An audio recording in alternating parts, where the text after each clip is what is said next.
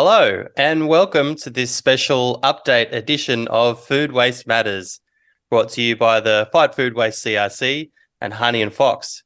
I'm Andrew Robertson, and joining me today to tell us about what he's been up to for the last couple of months is Steve Lapidge, CEO of the Fight Food Waste CRC. G'day, Steve. Hi, Andrew. Well, thanks. Why don't you give us a bit of an update on what you and the team have been up to over the last couple of months? Excellent. Thank you. May's been a really busy month for us.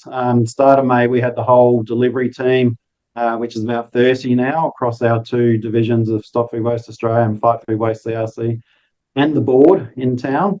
Of course, the board, we have a director from the Netherlands, so bringing Twan out each time is certainly possible now. The pandemic's over, and it's great to see him out here again. And so we started on May 2 with a SA networking event hosted by Piper Alderman in Adelaide, one of our partners. And it was just really good to get all our participants in South Australia or whoever could attend together. And we had a president talk from the Minister for Primary Industries and Regions, the Honourable Claire Scriven. And it was great to get the Minister over again. And that particular event, we outline the impacts that we have delivered over the first 5 years and the impacts that we're predicted to deliver over that time. And quite a few people were blown away by some of the numbers. So if you don't mind, I'll just read through some of those numbers.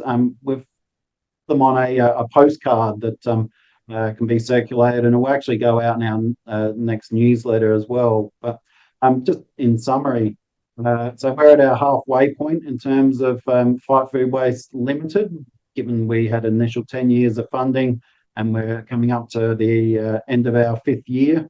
And these are just some of the headline impact figures that we're looking at the moment. So given all the projects we've commissioned over the first 5 years, we're looking at a potential impact of 15 million tonnes of food waste reduced throughout Australia over the life of the CRC and the impact of those projects, generating 2.7 billion in industry profitability. Our commitment was 2 billion, so we're looking at exceeding that if all goes well with all of our projects. 0.3 million tonnes of additional food rescued. We've got 31 Australian food pack signatories. We've created 36 new food or upcycled foods or ingredients so far in our different projects, reducing 20 million tonnes of greenhouse gas emissions. Just in the 2021-22 financial year, the Australian food pack signatories donated 27,000 tonnes of food, just the signatories alone, which again is an amazing figure. 14,000 people trained so far, 8 sector action plans. We've published over 220 scientific reports and papers in our first 5 years and over 800 media articles so far and counting. We've got 23 postgraduate students enrolled, and the projects that we've commissioned should lead to the creation of over 3,000 circular economy jobs. So I'm really happy with that list of impacts from our first 5 years, but certainly we're not resting on our laurels, and the purpose of coming together in early May was to work on our next 5-year strategic plan, and that will go beyond the existing CRC, which currently finishes in 2028, and Stop Food Waste Australia, where the funding currently finishes in 2024. And we're really starting at the end point of how do we halve food waste by 2030, and we're working back from there. And so it's around an all-encompassing strategy to achieve that target that the Australian government has committed to, and the best way of getting there. We'll outline that new strategy at the 2024 AGM, which is on November 24th in Sydney. And a bit of a shout out to our Brisbane and Queensland colleagues. We will be doing a networking event up there on June 19. If you haven't received an invitation, please let us know, or if you're going to be in Brisbane on that night, let us know. We'd love for you to attend.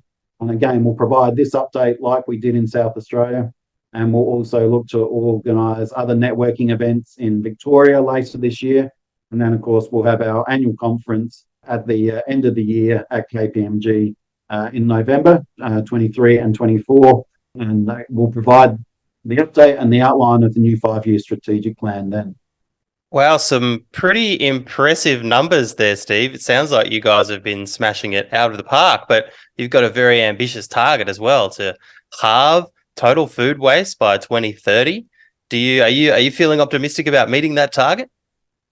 Look, we've still got to do a lot more. We're behind where we should be. I think it's fair to say. So a couple of years ago, there was a National Food Waste Strategy feasibility study done, and that really outlined what it was going to take to halve food waste by 2030. And it's fair to say, and I think we all recognise that we're behind where we need to be, and there needs to be further investment into the whole area of food waste, particularly around reducing household food waste and behaviour change. And that's something we're working on at the moment. But look, I think we have amazing momentum at the moment.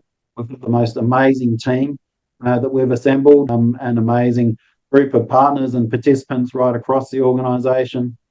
We're expanding quite rapidly as a research organisation. We'll nearly double in size, what we have already, and we'll continue to do that over the coming years. And so I think we're on a great trajectory, but we've still got a lot to do.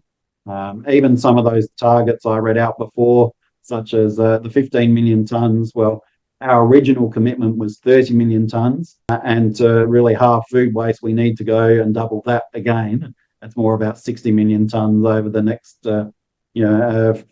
10 years to achieve that target of halving food waste.